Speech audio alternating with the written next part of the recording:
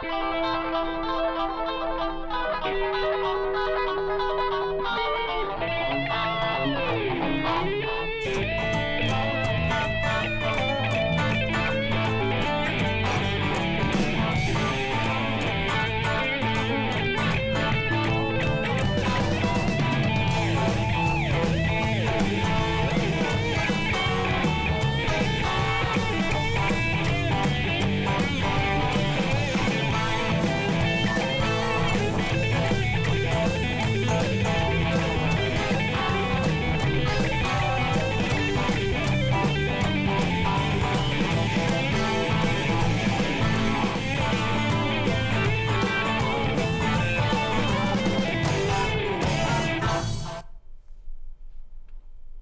turn. Hello there. Welcome, welcome. Thank you for joining me. I am Suzanne Sucan, because if Sue can, you can too.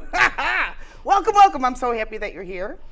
And I didn't bring a story for you today, so oops. I have a lot of very serious, I can't put a serious face on if I tried, but we have some serious stuff that we're going to cover today, and it's about local stuff. I'm going to get right into it. My first guest is Deb Loke, and she has a phenomenal company that she has founded and created. She's in a particular industry that is not a female industry. And so let's get right to it. So thank you for joining me today. Thank you. So what is it that you do? I run a production company that provides audio and lighting to different events such as bands or school events. I've done theater, all kinds of fun stuff, really. Wow. Yeah, now, you don't see a chick doing that stuff. No, How did don't. you get there? How did you survive? And Well, how are you still in it? It's been a long road, actually. I decided to pick up the bass guitar when I was 29, and I learned that, and I got to perform on stage for many years, probably about 25 years. Oh my gosh. And this was all before the internet, so you don't see stuff bragged about what I did and what I opened for because there wasn't the internet, okay? But I'll just drop a couple of names, Foghat and Humble Pie, how's that? So I got to do those kind of things, and you know, 20 years on stage, that's pretty incredible. So it was time to let that part go. And now what do I do with all this equipment that I had amassed over those 20 years? Because I always owned my own PA and lighting for my band. So what do I do with all this stuff? Well, the natural transition would be to go do sound and lighting for other bands. So I basically got my start with this one little band called Your Loving Ex, and Jules, she was the singer. Julie Ferrone. Love her. Yeah, and if it weren't for her talking me up to everybody, I don't know where I'd be because, you know, she actually was the catalyst for me to get into this and do it as much as I have been. I didn't know that. Oh, yes, absolutely. And I'm indebted to her for that. Yeah. She gave me the strength and the confidence to go do it. So from there, it just blossomed. I ended up doing probably 25 bands a year just on my own before I actually got hooked up with some other wonderful people. Wow. Were you nervous to do it on your own? Yeah, it's a lot of stress because either the show flies or it doesn't. And I can proudly say I've never had one that didn't. So I'm very lucky that I never had to shut down a show because of something I did. Now, Mother Nature might shut me down. Yeah. But she takes precedence, you know. Other than that, you know, I've been lucky. I've been very lucky. I've had some really good support from musicians and other sound people. Joe, the infamous Joe Tall. Who doesn't love Joe? Everybody loves Joe. He's helped me stay on the road. Al Sadleski, I think I said his name right. He's also helped me stay on the road. He's done a lot of the welding and stuff, keeping my trailer going up and running, as well as Joe, really. And anytime I had any kind of electrical issues or concerns, they came to the rescue and helped. So that really was a good point for me to have such awesome mentors. They taught me how to stay safe and how not to get electrocuted and how to make sure nobody on stage got electrocuted. So it's a very fine line there between, you know, having a good production and having it fall flat on its face. So I was pretty lucky there. Did you ever think about giving up? Like, were you ever so scared, like, I don't think I can do this? Every other day, when you face certain challenges that I do face as a woman out in this business, it's tough. Every time I would be at a show and, I don't know, working the board or whatever, you would not believe the intimidation that having a woman in charge of things creates. Really? So you were faced with hostility? Oh, yes, very much so. And like, were there bands who were like, oh, she doesn't know what she's doing? Did you encounter that? I didn't get that. I got a lot of stuff from people in the crowd mostly, like specifically male counterparts that resented the fact that I was in charge of something that was important, you know. Like, I'd get comments like, well, okay, which one are you married to in the band? Wow. Oh, you know, I'm like, well, actually, I hate to break this to you, but I don't even know where they live. So, so you know, it's just how it is. Or I'd get, well, you don't know what you're doing. You know, when is the sound tech coming? Wow. Yeah. All kinds of derogatory things, and you know, it is frustrating. I've learned to kind of let some of it roll off and not let it bother me when I go home at night. And so when I go home, I feel good that I got something up and running from scratch, because being a mobile production company is very challenging. Everything's not put in place the way it is here.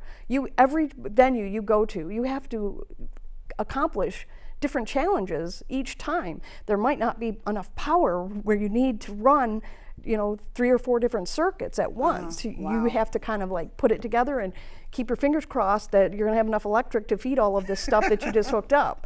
I've also kind of gotten into the lighting portion of it too, which I decided when I opened up D2 that I was gonna be a one-stop shop. So that meant I was gonna provide lighting as well as sound. So that entailed a lot of investment, and this is all personal investment. I've never been subsidized by anybody. It's all my work, all my funds. Your nickel. That has gone into putting this together.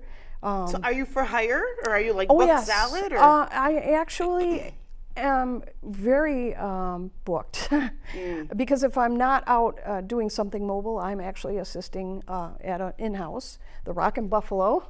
Who doesn't love Mike? Shout out I'll to just Mikey. throw that out, and I love to go in there and run lights there because it kind of it brings out what I actually learned in college, which was fine arts. I'm able to paint with lights instead of paint. Very, very cool. So that's what I do. Wow. And Western New York is such a tight community, too. It is. Speaking of Rockin' Buffalo and speaking of Mike. Yeah, I've been very, very lucky to work with some very high-level musicians, and I'm proud of that fact. I'm proud of them. I would always tell them how proud I was of them. Always offer, you know, complimentary remarks when they're on stage. If they're having problems, I try to help them get through it.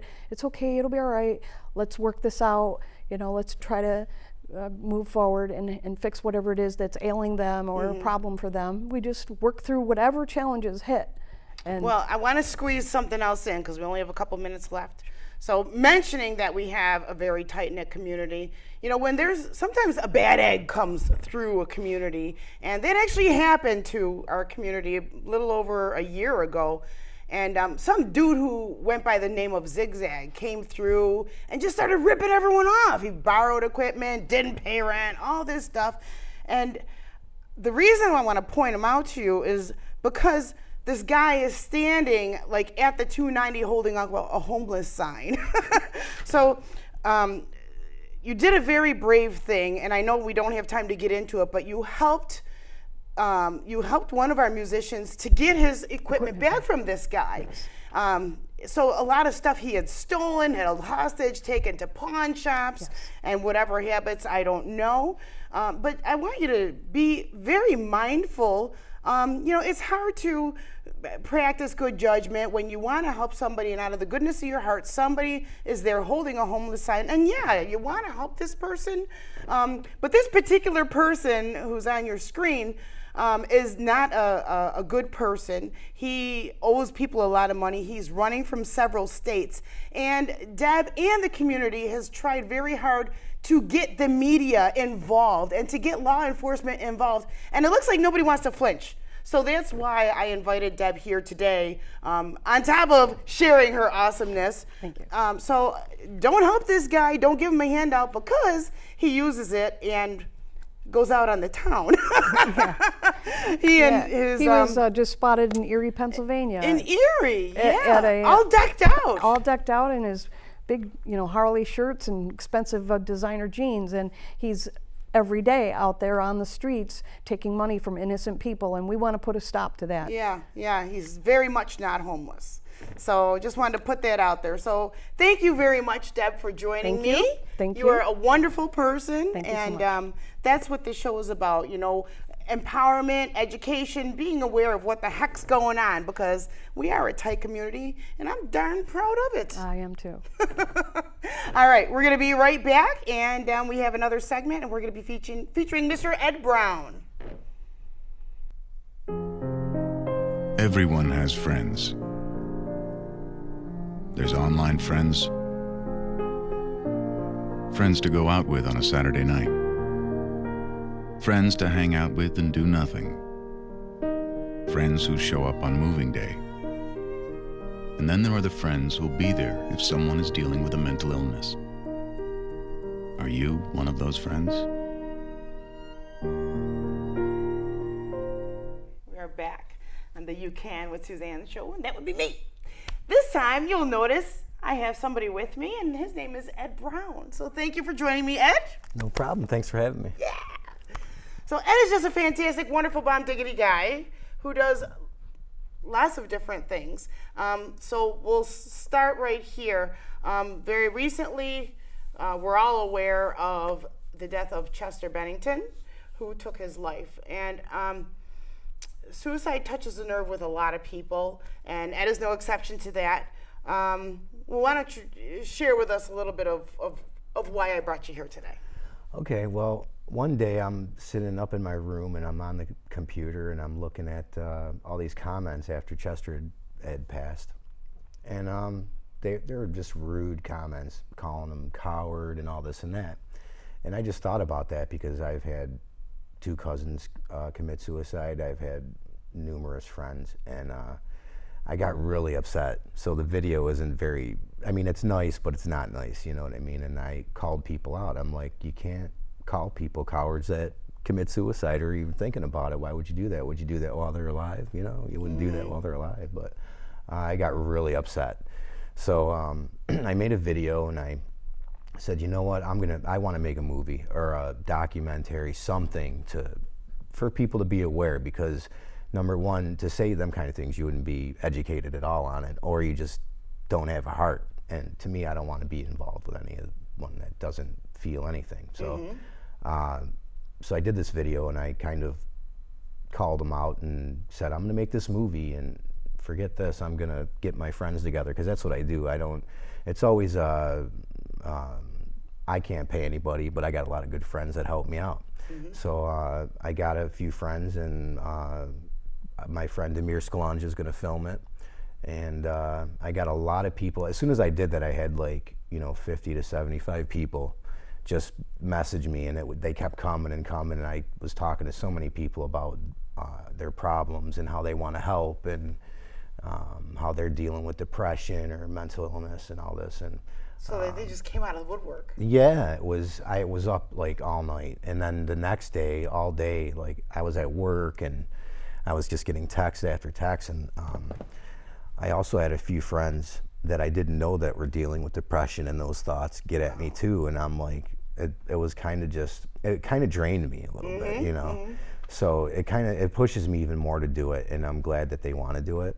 So we're gonna get them to do their own home video or something to tell their story, or maybe interview them, or we're gonna do it any way that they want to do it to be comfortable. And then we're gonna get a professional to come in and give us some education, and then we're gonna talk about all these different things that have to do with suicide, because there's all these different reasons why people want to commit suicide or don't want to be here. So it's like mental illness or depression or drugs, just a whole bunch of things that make people do that. And so my anger turned into, let's do something community aware. And and just get, and all of a sudden just so many people want to help, and it's just That's wonderful. I couldn't believe That's it. wonderful. You know? It's so touching too, Yeah. because not everybody's been impacted by every Right. bad thing out there, and just to see people come out with this low vibration junk, Yeah. and it set you off, and you're like, man. Yeah, I mean, and all of a sudden everybody came out of the woodwork. Not those low vibrational people, right. People who actually care. And I felt like, and even after that, because I started deleting people every time I seen some harsh post, I'm like, I don't want to know this person, because that's not something I would want someone to say about someone I know. And I mean, I get depressed, but I always thought, I never could get to the point where I wanted to do that. I always had a friend or a family member that would talk to me or whatever, and I was always fine with that. So, but I always found an outlet, and one of them's acting and getting people together to do things. I've made my own music videos with help of friends and great talent, mostly a lot of TerraTech people. Oh yeah. Greg and the gang. Yeah, and Greg's gonna help me out with this one too. I mean, he's going through things too, but he wants to do something, and he's got ideas. It's a shout out to Terra Technologies. Yes, the best people on earth. Ever since I met them, people. That's how I met Ed. Yeah. Ever since I met Greg again, and reacquainted myself with him and Al Baker, Fatty King, Creepy. It changed my life again. Like, I've had people around, and I've always done community things, but when I met them, I met so many other good people, and they're all freaks and geeks and misfits and all this, but they're all great people. I've never met a bad apple really in that group. So, but there's a lot of those people that are going to be in this film because they deal with the same things, and I think maybe they do all their community efforts because of that. Maybe they need to feel, I think that's a great point. Wanted or needed, and also this is their way to contribute. And the reflection of that, they're helping people that need and want. So, right, yeah, you know what I mean? It's a beautiful thing. Yes, it is. I mean, everybody needs to be able to flow. You need to be able to come in and put out and give out too. I've been so lucky to meet these people because I wouldn't have made my music videos or gotten into acting or started writing scripts for that matter. I didn't go to school for none of that. And I mean, I've been singing since I was 16, and I've been in I don't know how many bands, but I've always wrote songs or poetry and turned them into songs. Wow. And when I started getting in these bands and doing all that, even more so, I met even more great people through that too. So, and now here I am. And you have another band now. I do, Coffin Hook. Coffin Hook. Yeah. That sounds kind of creepy. Paul Baggs came up with the name, I think. He was searching online maybe, and he found a picture of this weird hook that they use to pull caskets and lower them into the ground and all this stuff. But Chris Benbenick from Super Killer Robots. I love Chris. Who doesn't love Chris? And, shout out to Tudor Lounge. Shout out to yes, Chris. and Dean O'Keefe. And they've been a part of a number of bands too in the area. And but Coffin Hook will be on the Music is Art.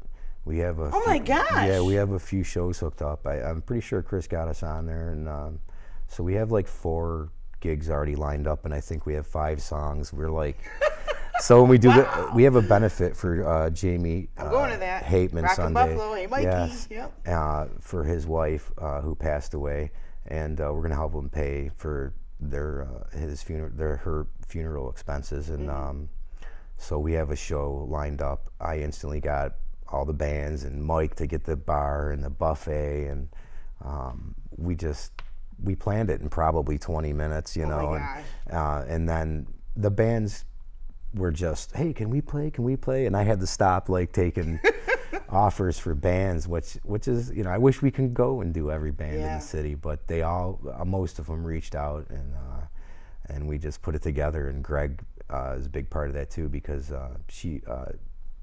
Jennifer was involved with TerraTech for a while, and so we need to give back for them and Jamie, and it's just going to be a good time, and try to remember her, and you know, and just have a good time, and make money to help him out. Celebrate her life. Exactly. Yeah. So, how wonderful. And that's another thing, again, looping back to the Western New York community. It's so tight. It's so wonderful. It is. It's amazing. It's so loving, and it's a lot of people. Really, it's small. Yeah. You know, because it's just a core. Really, it's a awesome small people. world. every time I turn around, I know you from somewhere or whatever, you know. And it's like, yeah, I was doing this. Oh, I was doing that too. And then all of a sudden you got, you know, something else going on. Yeah. It's never ending for me. Mm-hmm. I'm constantly busy. And if I'm not, like I said, I'm just in my cave. I'll get home from work and, you know, until I get the next idea, I'm just, you know. But it's always somebody that pushes me to do it, whether it's, you know, like seeing those comments on Chester's death or whatever. But I can't believe that people would act that way and make them kind of comments. So it made me really I was infuriated, and I made a couple little videos, and it's rare that I make videos like that with just me, you know. And I was like, we got to do something to maybe open some eyes. Maybe some people will start having some respect for people, you know, or understand why. Think twice. Yeah, because, you know, you can't just go off at the mouth on things if you don't know what you're talking about. I'm a perfect example because I used to do that. And, you know, and I realized you got to learn before you open your mouth. Yeah. You know, and put those people aren't filters gonna. on. Actually, I think what you know. need to do, this is just personally speaking, because I used to be angry as well. When I got out of my abusive marriage, I was mad. For the first year, I was mad. I bet, yeah.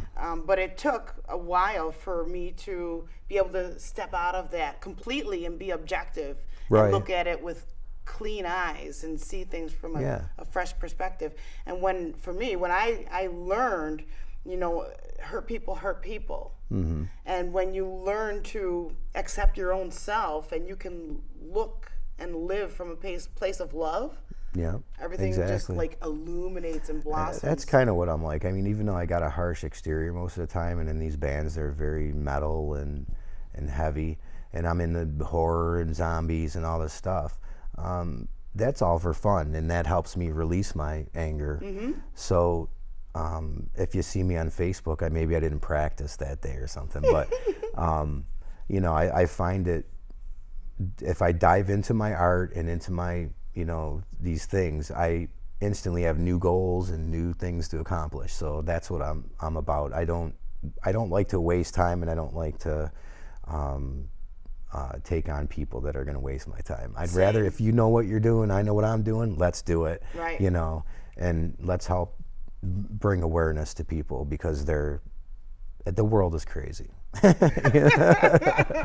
So that's kind of what that's my thing. I just want to keep doing stuff like that. So that's awesome. It's like, never doubt the power of one. That's it. You know, no matter what you've been through, somebody else has been through it too. So yes, you are beautiful, you are unique and wonderful and on purpose and special and magic.